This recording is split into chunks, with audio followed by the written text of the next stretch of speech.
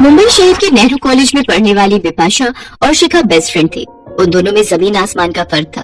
बिपाशा जहाँ एक बड़े अमीर घराने से ताल्लुकात रखती थी, तो वहीं शिखा मुंबई की एक चौल में रहती थी। भले ही उनमें अमीरी गरीबी का काफी फर्क हो, लेकिन दोनों में सगी बहनों से भी ज्यादा प्यार था। कॉलेज में साथ बैठना, खाना पीना, सब काम वो साथ में करती थी। एक रोज कॉलेज खत्म होने के बाद दोनों अपने अपने घर जाने के लिए निकलती हैं। तब बहुत तेज बारिश होने लगती है। शिखा बस स्टैंड पर खड़े होकर बस का इंतजार कर रही होती है कि तभी बिपाशा अपनी कार लेकर वहाँ पहुँच जाती है और कार का शीशा नीचे करते हुए कहती है, ओए शिखा, चल आज जल्दी से आकर कार में बैठ जा, नहीं तो भीग जाएगी। ठीक है। कुछ देर में दोनों सहेलियां बिपाशा के घर पहुँच जाती हैं। घर पहुँचकर बिपाशा शिखा से कहती है, यार आज तो पहली बार मेरे घर आई है, बता क्या खाएगी। बाप रे, ये घर है या महल? सुख सुविधा का सारा सामान है यहाँ तो। फिर मेरे साथ किचन में। बिपाशा शिखा को अपने किचन में ले जाती है। उसका किचन पूरी तरह मॉड्यूलर होता है, जिसमें एक से एक सुंदर क्रॉकरी का सेट, बर्तन धोने के लिए डिश वॉश मशीन, अलमारी जितना बड़ा फ्रिज, ओवन, टोस्टर होता है। शिखा उसके किचन को देखकर दंग रह जाती है और वो मन ही मन सोचती है, अरे वाह, यहाँ पर तो कितना कुछ है। आज तक जिन चीजों के बारे में सिर्फ सुना था, आज उन्हें अपनी आंखों से देख भी लिया। ये कही रही होती है कि तभी बिपाशा की माँ रमोला बाजार से आ जाती है। बिपाशा लाडो, शिखा बेटी आज पहली बार हमारे घर में आई है और तू उसे सिर्फ मैगी बनाकर खिलाई। नमस्ते आंटी, आप मेरी फिक्र मत कीजिए, मैं कुछ भी खा लूंगी। नमस्ते बेटा, ऐसे कैसे कुछ भी खा लोगी? अरे आज पहली बार तुम हमारे घर आई हो, तो बिना डिनर किए तो तुम्हें जाने नहीं दूंगी। चलो अब तुम दोनों रूम में बैठकर बातें करो, मैं नौकरों से कहकर डिनर रेडी करवाती हूँ।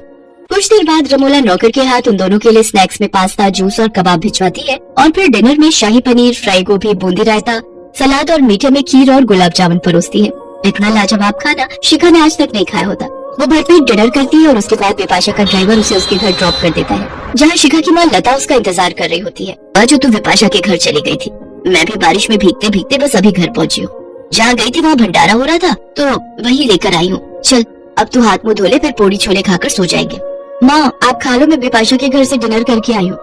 अच्छा ठीक है। अरे ये क्या, बारिश में पूड़ी थोड़ी भीग गई है, तो मैंने थोड़ा सेक लेती हूँ। बहुत देर तक लकड़ियाँ और उपले लगाने के बाद लता के घर का चूल्हा चलता है। एक कोने में बैठी शिखा ये देखकर मन ही मन सोचती है, कितना फर्क है अमीर और हम गरीब की रसोई में। जहाँ अमीर को खाना गर्म करने के लिए सिर्फ ओवन का स्विच ऑन करना होता है और झट से खाना गर्म हो जाता है, तो वहीं एक गरीब को रोटी सेकने के लिए भी कितनी जद्दोजहद करनी पड़ती है। फिर उसकी नजर अपने घर की रसोई में रखे डिब्बों पर जाती है, जिनमें मुश्किल से ना के बराबर राशन होता है। एक और अमीरों का घर होता है जिनकी रसोई में दुनिया भर का सामान है, जहाँ ये समझ नहीं आता कि क्या खाएं और क्या नहीं। और एक और है ये हम गरीबों की रसोई। ऐसे वक्त बीतता गया। शिखा पढ़ाई में काफी अच्छी थी और वो अक्सर पढ़ाई में बिपाशा की मदद किया करती थी। बिपाशा और शिखा के एग्जाम आने वाले थे। शिखा अक्सर कॉलेज खत्म होने के बाद बिपाशा की पढ़ाई में मदद करने के लिए उसके घर जाया करती थी। एक दिन दोनों पढ़ाई कर रही होती है, तभी रमोला अपने कुक से कहती है, सुनो बिरजू, आज खाने में चिकन कोरमा, कढ़ाई पनीर, बूंदी रायता, लच्छा पराठा और बटर नान बना देना, और हाँ मीठे में गुलाब जामुन और रसमलाई रख देना। जी मालकिन। और मालकिन जो दोपहर का खाना बचा है उसका क्या करना है? अब हम बासी खाना थोड़ी ना खाएंगे, उसको तुम फेंक देना।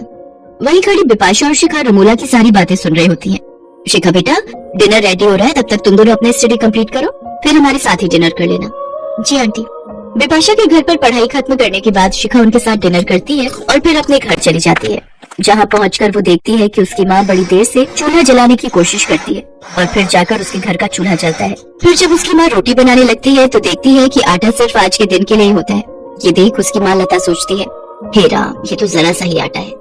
ऐसा करती हूँ, शिखा के लिए रोटी बना देती हूँ और मैं अपने हिस्से का आटा उसके कल के खाने के लिए रख देती हूँ।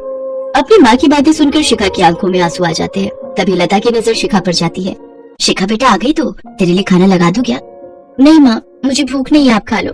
हाँ बेटा, बिपाशा के घर कुछ खाकर आ गई होगी तो इसलिए तुझे भूख नहीं है। वैसे भी तुझे तरह तरह के लजीज खाने की आदत लग गई है, तो अब इस गरीब की रसोई का खाना कहाँ से पसंद आएगा? ऐसी कोई बात नहीं है माँ, आप देखना एक दिन मैं आपको बहुत सारी खुशियाँ दूंगी। माँ, मैं इस अमीर और गरीब की रसोई का फर्क जरूर मिटा दूंगी। अरे क्या हो गया तुझे? कुछ नहीं माँ, बिपाशा के घर में एक वक्त में इतना खाना बनता है कि समझ नहीं आता कि क्या खाएं और क्या छोड़े, और उसके घर पर तो बचा हुआ खाना इतना फेंका जाता है जितना हमारे यहाँ हफ्ता भर चल जाएगा। बेटा, ऊपर वाले ने सबके नसीब में एक जैसा सुख नहीं लिखा।